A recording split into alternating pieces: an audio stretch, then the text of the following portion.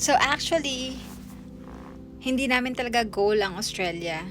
It's just that may opportunity na dumating and we thought, what if we try? Hi everyone, I'm Joanne and together with my husband Ben and our son Axel, we're a Filipino family now living here in Australia.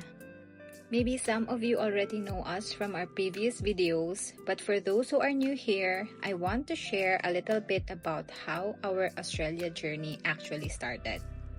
The funny thing is, Australia wasn't really part of our original plan. One day, an opportunity opened and suddenly we found ourselves asking so many questions.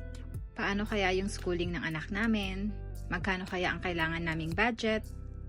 Ma-approve kaya yung visa namin?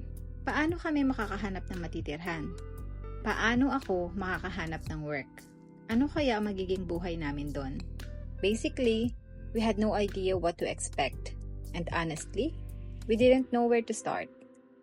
Pero we decided to take the chance and figure things out along the way. And that's what I want to share with you guys. How that one opportunity eventually brought our family to Australia. From our 482 visa journey all the way to becoming permanent residents. If you're also wondering, paano kaya ako makakapunta ng Australia?